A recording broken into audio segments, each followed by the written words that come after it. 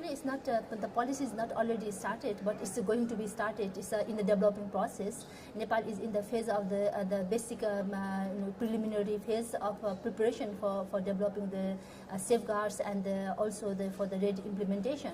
So safeguards here, I particularly address to safeguards in relation to indigenous peoples, and the safeguards that address the indigenous peoples, traditional practices, knowledge, our customary practices, our rights in relation to the attachment to the forest because of the symbiotic relation of the forest, and the safeguard that need to address in the RED implementation of indigenous peoples. I mean, RED is often seen as a policy applied from on high, from international organizations.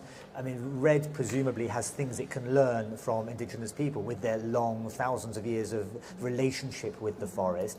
Is it a two-way process? Does the international organizations, the NGOs, learning from indigenous people in Nepal, and the Nepalese indigenous people learning from RED? Yeah, you are right. In a way, like RED is more like a top-down approach, but the implementation and the success of the RED is possible only from the bottom-up approach.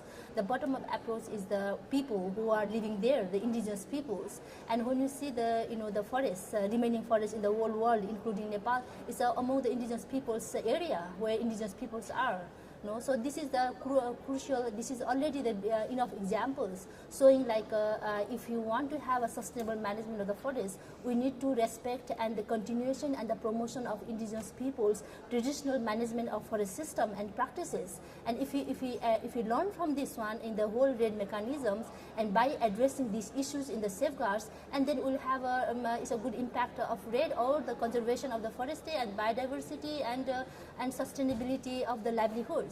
So that is one of the crucial examples and crucial point I would like to share. Like if you want to have a successful implementation of RED, or if you want to have a management of the forest giving the continuity, we have to respect the indigenous people's traditional culture practices of forest management to achieve a long-run goal. What are some of the dangers, the forests in Nepal, especially the forests where indigenous people are living? What are the dangers that you face? What is the damage that has been caused in Nepal? Yeah.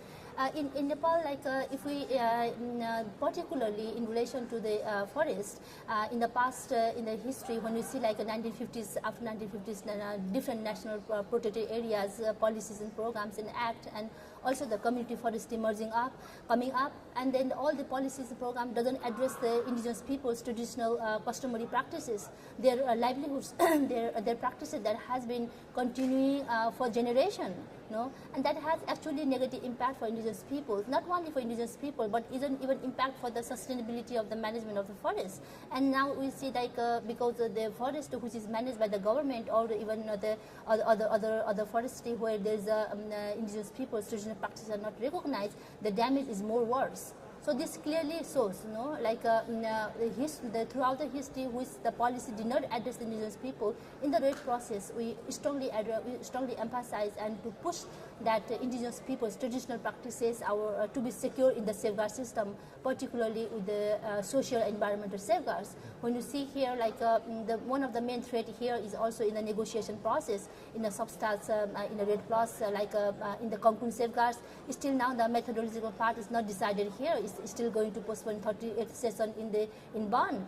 And another part is also similarly with the LCS RED text. It doesn't talk about the implementation of the non-carbons benefits, which has been already adopted here. So these are all the challenges for indigenous people. So that is one of the reasons why we have been saying, like either in the global level or the national level, in the local level, the implementation of safeguards to be done very in proper manner that address the indigenous people's safeguards, particularly addressed by the Cancun agreements. Okay, that's great. Thank you very much. Thank you very much.